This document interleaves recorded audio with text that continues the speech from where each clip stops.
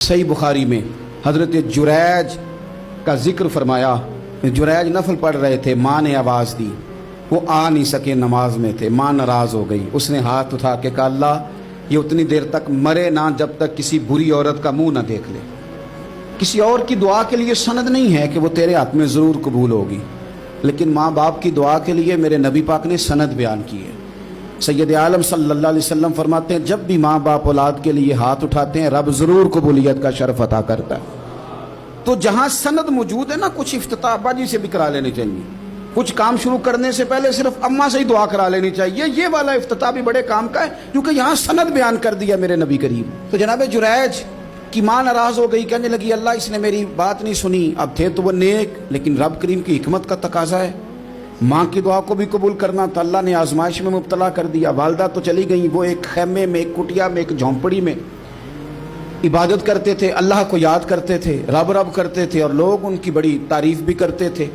लोग उनके इरादतमंद भी थे, अकीदतमंद भी थे, अहले मोहब्बत भी थे। एक औरत आ गई, बस वो अल्लाह की हिकमत पूरी होनी थी। उसने आके पहले तो उन्हें अपनी तरफ माइल करना चाहा, जब ना माइल हुए तो इल्ज़ाम लगा दिया। ये हमारे दौर का तकाजा है, लोग पहले आपको अपने हक में कायल करते हैं, अपनी फर्मा बरदारी में लाना चाहते हैं। अगर आप नहीं आते तो फिर वो आपको मुजरम करार दे देते हैं, या मेरे साथ चल वरना फिर मैं तेरे खिलाफ प्रोपेगेंडा करूंगा। दो ही बातें। पहले उसने कायल किया। जब जनाब जुनैज कायल ना हुए तो उसने करीब एक चरवाहा था, उस चरवाहे के साथ जाके मुंह काला किया।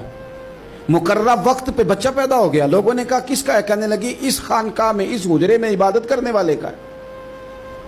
अगर किसी दीनदार पर जरा सा भी इल्जाम लग जाए तो आप यकीन करें कि बड़े बड़े खौफनाक लोग भी नेक हो जाते हैं।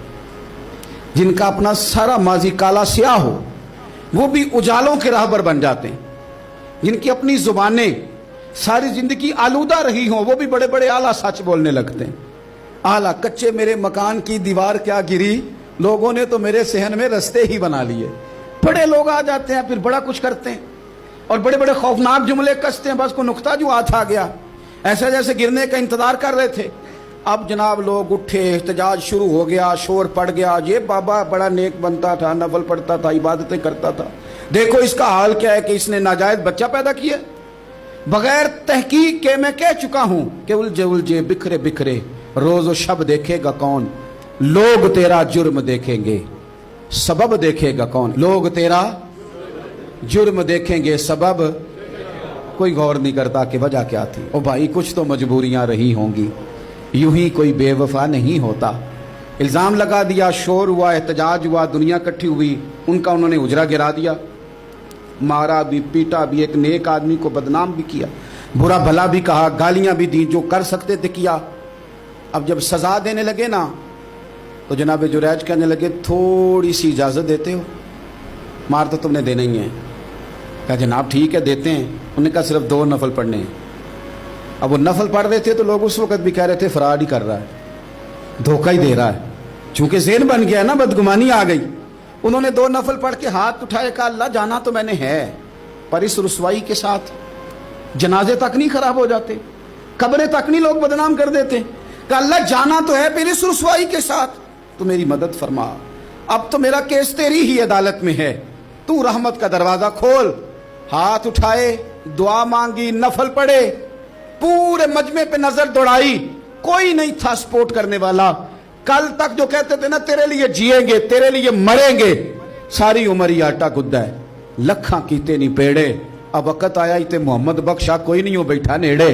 एक बंदा भी नहीं था, वोटर सपोर्टर साथ देने वाला कोई नहीं था। तो जनाब जुनैज बच्चे की तरफ इशारा करके कहने लगे कोई नहीं बोल रहा, तू ही बोल के बता दे तेरा बाप कौन है, तू ही बोल के बता दे कौन है। अल्लाहु अकबर। मेरा रब जब चाहे तो बच्चे बोलते हैं, रब चाहे तो गूंगे बोलते हैं, रब जब चाहे तो फिर पत्थर भी बोलते हैं। जब कहा ना तू ही बता तो बच्चा बोला, और बोल के कहने लगा मेरा बाप जुरैज नहीं, मेरा तो वो है जो बकरियां चराने वाला है, वो मेरा बाप। जब रब करीम ने तौफीक दी तो बच्चा बोल पड़ा। जब रब बंदोबस्त करता है किसी की इज्जत की हिफाजत